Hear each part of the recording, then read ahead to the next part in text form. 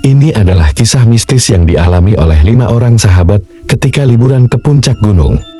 Di suatu kampus, terdapat 5 orang sahabat yaitu Andi, Dika, Putra, Rizka dan Nia. Mereka sedang berkumpul di sebuah kantin sambil mengobrol santai. Saat itu adalah waktu di mana liburan semester akhir tahun.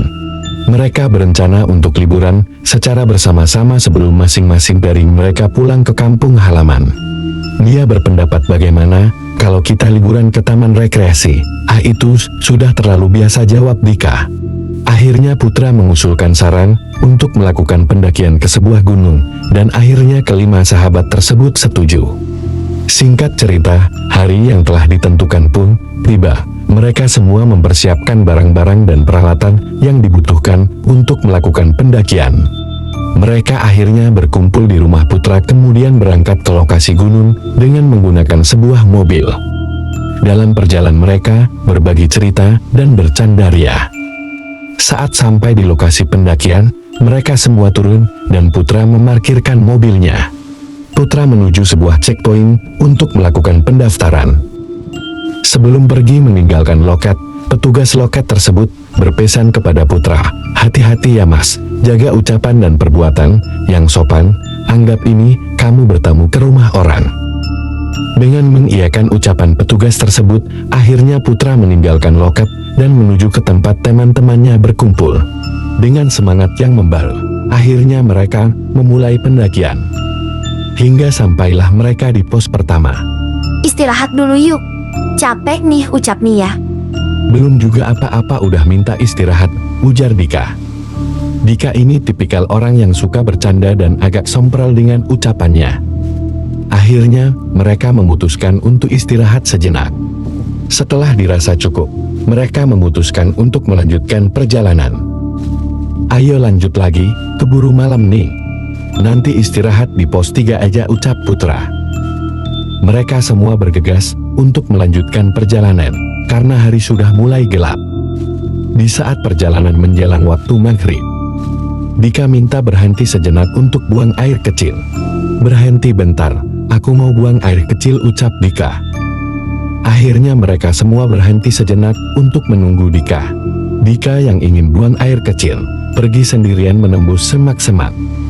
Sampailah Dika di sebuah pohon yang sangat besar.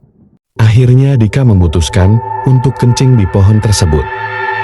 Setelah selesai sebelum pergi, Dika juga sempat meludah ke arah pohon.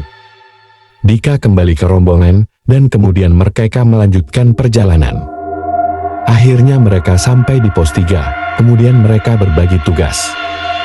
Putra dan Andi bertugas untuk membuat tenda. Sedangkan Dika ditugaskan mencari kayu bakar.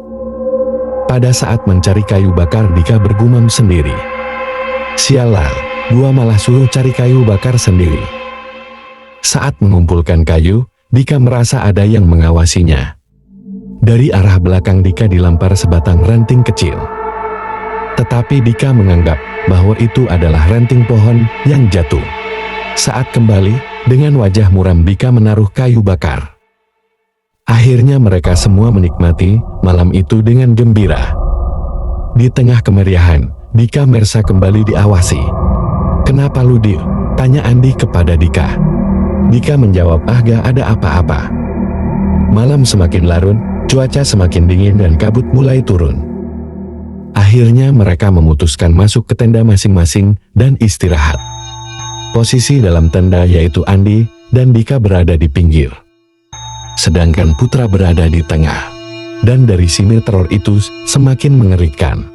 Saat tengah malam, Dika mendengar ada langkah kaki yang keras dan mendekat ke arah tenda. Suara tersebut berhenti tepat di depan pintu tenda. Akhirnya Dika terbangun dan memperhatikan pintu tenda tersebut yang bergerak sendiri dan akhirnya berhenti. Dengan rasa takut dan penasaran, Dika membuka pintu tenda tersebut. Betapa kagetnya Dika sampai berteriak dan melompat. Dia melihat sosok raksasa dengan mata merah menyala, menatap tajam ke arah Dika. Dengan kejadian tersebut, akhirnya Andi dan Putra terbangun. "Ada apa sih?" dikucap Andi. Dengan kata terbata-bata Dika bilang, "Ada raksasa." "Yang benar, cuma halusinasimu itu, kata Putra. Setelah ditenangkan, akhirnya mereka kembali tidur. Beberapa saat kemudian, Dika merasa kakinya ditarik oleh tangan yang besar dan memiliki kuku yang tajam. Dika kembali berteriak dan mereka semua kembali terbangun. Akhirnya Andi dan Putra mengajak Dika untuk keluar tenda agar lebih tenang. Saat di luar tenda, Dika malah semakin menjadi. Dika justru mengalami kesurupan. Dengan kemampuan seadanya, Andi yang keagamannya cukup kuat mencoba untuk mengeluarkan jin tersebut. Sebelum jin tersebut keluar dari tubuh Dika, dia berbicara. Anak ini sudah lancang, seenaknya kencing dan meludah di rumah orang. Anak ini harus ikut saya. Setelah jin tersebut keluar, Dika pingsan dan dibawa ke dalam tenda. Andi dan Putra memutuskan untuk berjaga sampai pagi hari. Esok hari pun tiba. Dika yang sudah tersadar perlahan dihampiri oleh Putra dan Putra. "Kamu kemarin kencing di mana dan kamu melakukan apa?" tanya Putra. Dika pun menjawab, "Aku kemarin kencing di sebuah pohon besar dan sempat meludahinya." Akhirnya mereka semua memutuskan untuk tidak melanjutkan perjalanan menuju puncak. Putra mengajak mereka semua untuk kembali turun. Pada saat perjalanan turun, mereka berhenti di tempat yang kemarin Putra izin untuk buang air kecil. Putra mengajak Dika untuk pergi ke tempat pohon besar tersebut berada. Setelah sampai di sana, Putra menyuruh Dika untuk meminta maaf atas semua kesalahan yang telah dilakukan. Dengan posisi bersila sambil memohon, Dika memohon maaf terhadap penunggu pohon tersebut dan berjanji untuk tidak mengulanginya lagi.